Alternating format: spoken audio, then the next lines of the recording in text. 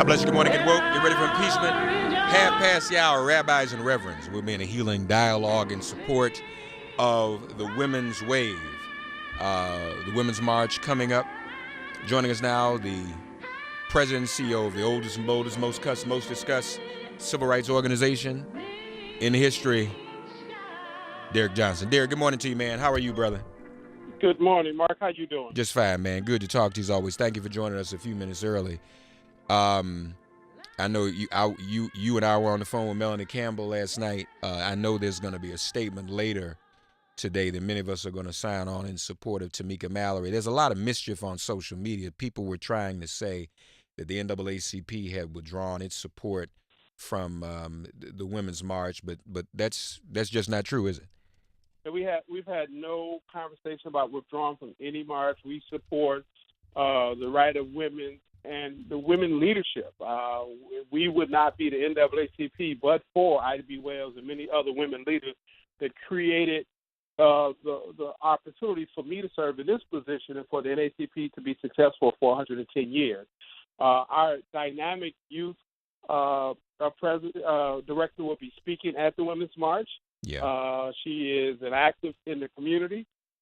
We've not had any conversation about withdrawing. In fact, we are in full support of a Women's March in D.C. and all the ones across the country. It is a dynamic opportunity to celebrate women leadership. It is a great opportunity for women leadership to really display and continue to move the needle in the direction this country needs to go in. You know, let me say this too, though, as you're aware, we're going to be having this dialogue shortly. Something is going on, Derrick, and I think that, I'm having this dialogue this morning, but I think as we go down the road, you and the NAACP are also candidates to address some of this, because there was at one time a level of coalition between blacks and Jews when it came to civil rights. And I think there's some mischief makers that are trying to divide us. For example, we look at what's going on with Tamika. We look at what's going on with Angela Davis, Ayanna Pressley, and then just overnight, Maxine Waters. They're trying to draw some equivalence between her on social media and Steve King. So I think that you probably even more so than me, being the head of the NAACP and knowing the role and relationships that the Jewish community has had historically and positively with the NAACP. After we get through this weekend, we all I like the dialogue I'm having this morning a little later too. I think it needs to continue.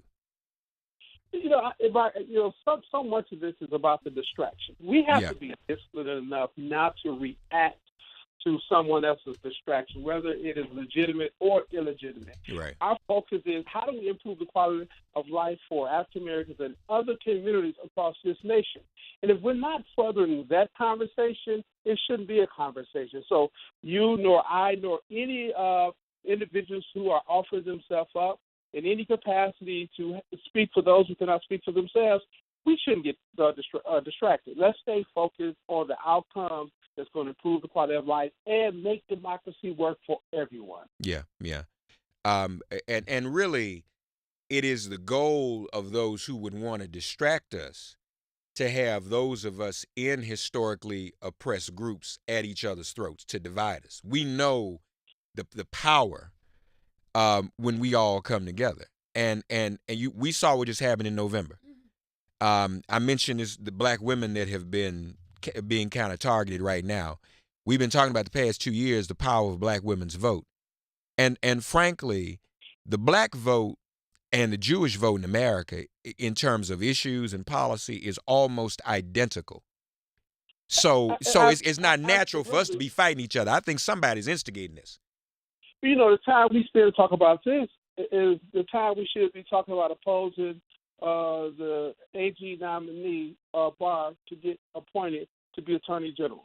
The time we talk about this is the time we should be talking about how we're going to advance public policy to strengthen our HBCUs or provide more protection support for education generally. The time we use them to talk about this, we're missing the opportunity to address some of the systemic environmental harms that are invading African American communities. There are so many things we should be spending our time on. Right. This is a distraction. The time we talk about the government shutdown, it distracts us from the issue of the Mueller investigation. Yeah. So Yeah. this is a well-used strategy Good point. to move the conversation needle to look north with all the opportunity is in another direction.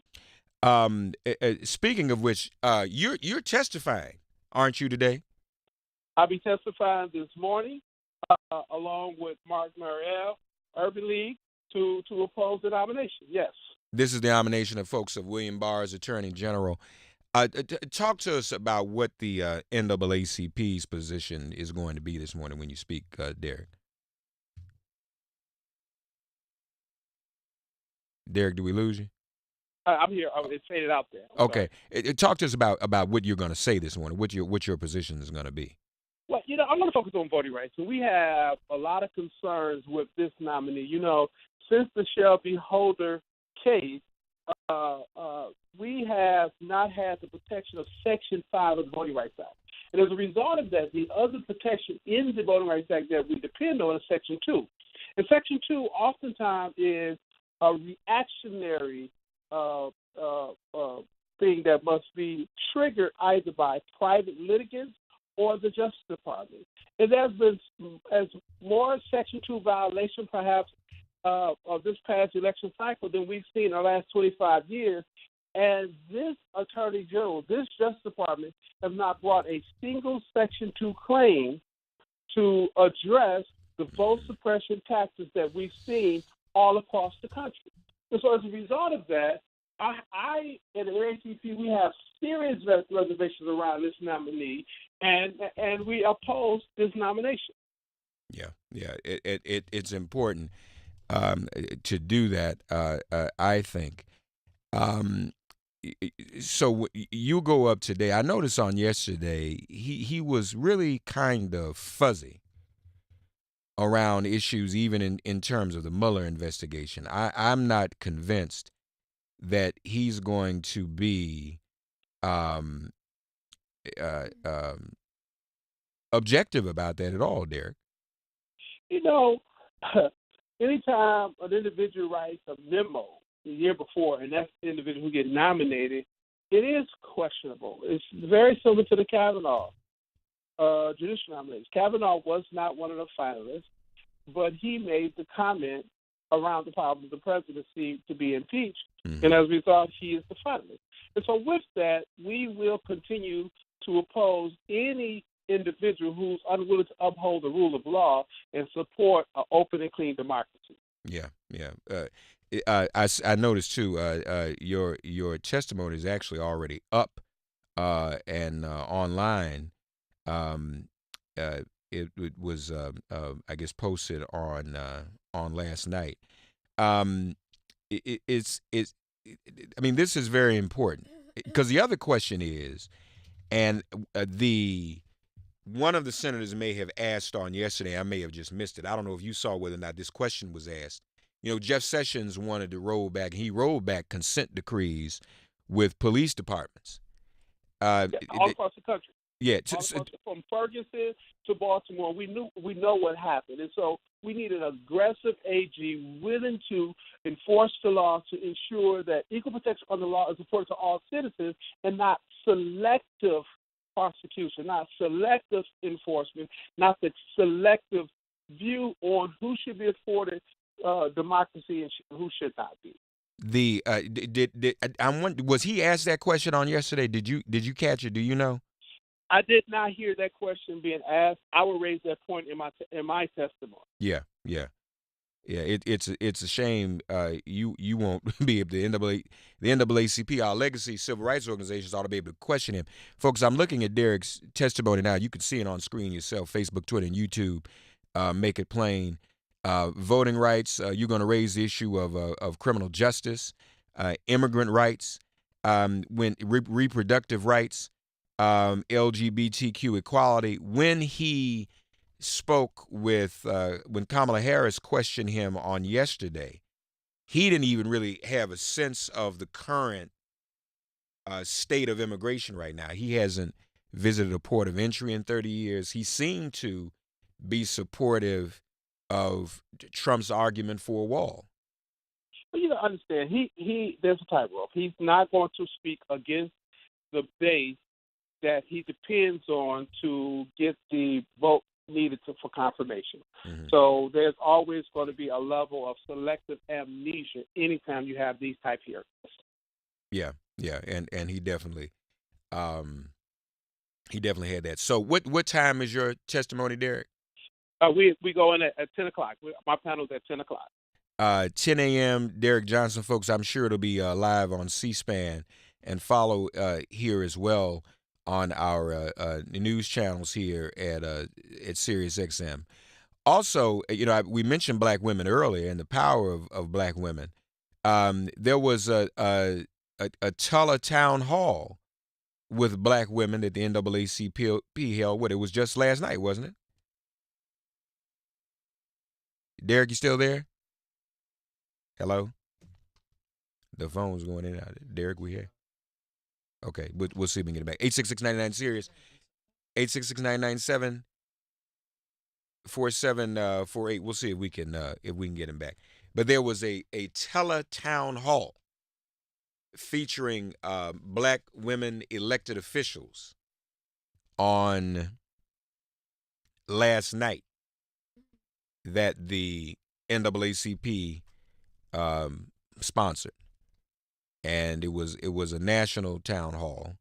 I know Karen Bass and others participated. Did we lose them altogether? I think we did. Okay, something happened with the phone. But our brother will be testifying this morning at 10 a.m. Before the Senate Judiciary Committee. Here it is. There was a town hall last night. Black women lead.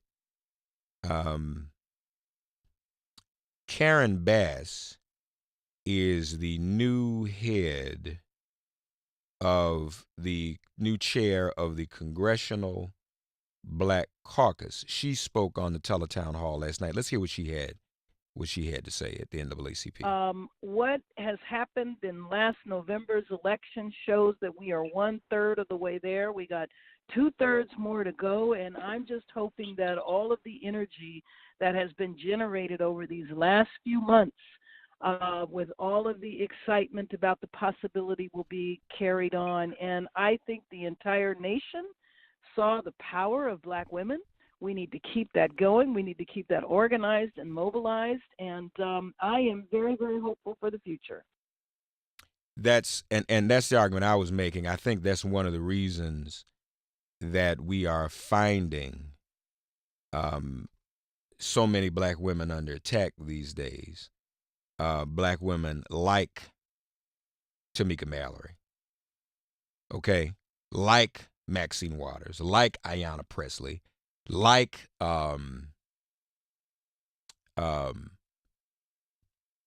Angela Davis.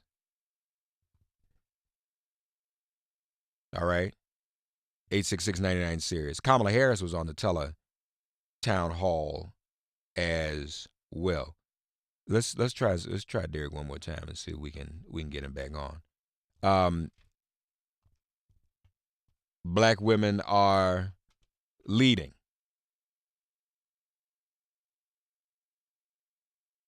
866-99-SIRIUS. I believe also on last night, Congresswoman Lucy McBath was also participant in the Teletown Hall. You can go to NAACP, their Twitter account, and hear some of those speakers. But as I said, as you can see on screen, Derrick is going to be speaking at 10 a.m. this morning during the confirmation hearing for William Barr. Also, Mark Morial of the National Urban League. It's 2019. I said we're going to try to get Mark Morial in here a bit more as well. So be sure to check out Derrick Johnson on C-SPAN this morning, if you will.